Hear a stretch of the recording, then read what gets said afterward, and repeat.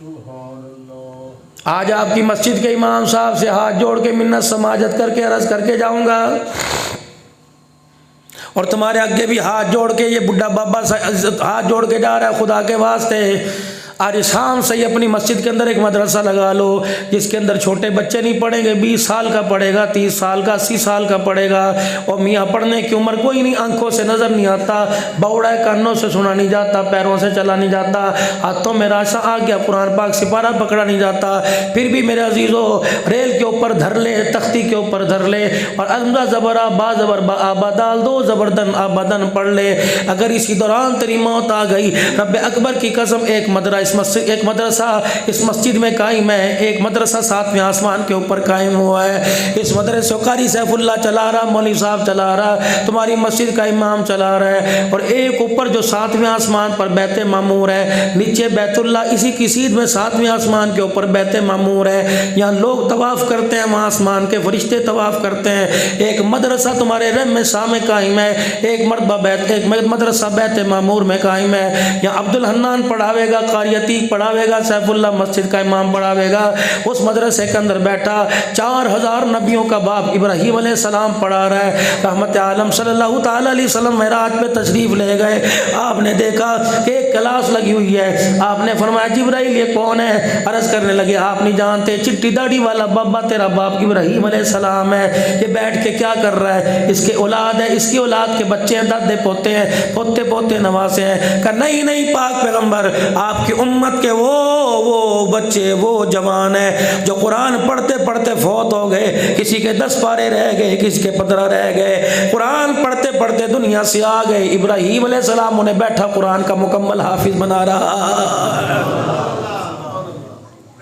इतनी बड़ी तालीम, अल्लाह।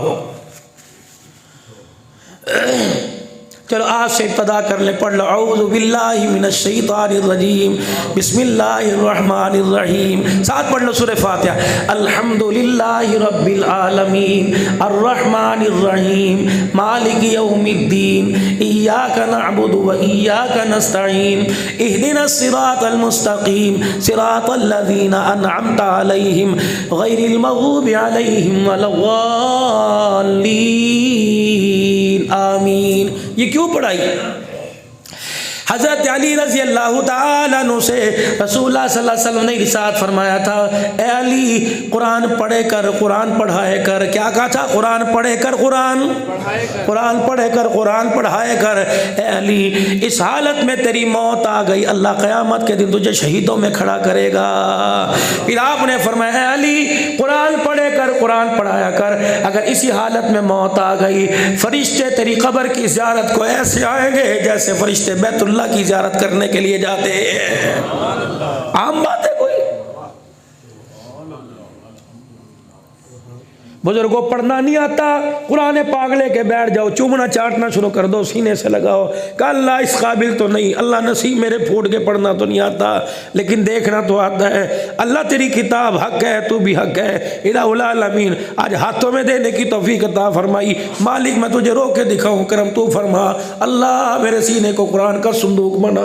रब्बे काबा की कसम है, पलटा खाते देर नहीं लगती, इंसान को हिदायत की सड़कों पर डालने की देर नहीं लगती। वहाँ माल नहीं चले करता, वहाँ औलाद नहीं चले करती, वहाँ रकबा मुरब्बा नहीं चले करता, वहाँ एक आंसू का कमाल है। रब्बे अकबर की कसम है, मेरे रोने की बाप को कदर नहीं, माँ को कदर नहीं, मेरे रोने की बहन भाइयों को, मेरी बीवी को कदर नहीं, 10 बच्चों की माँ को कदर नहीं। अल्लाह इन आंसुओं का बड़ा कदरदान है। फरमाया मेरा हबीबा ऐलान कर दे, मेरा बंदा हाजत लेके आ और मेरे सामने मुझे रोके दिखा दे। अब मुझे किबरियाई की कसम, जब तू रोता है माँ का कलेजा उछलने लग जाता है। ऐ मेरा बंदा जब तू रोता है मेरी रहमत का दरिया भी उछलने लग जाता है।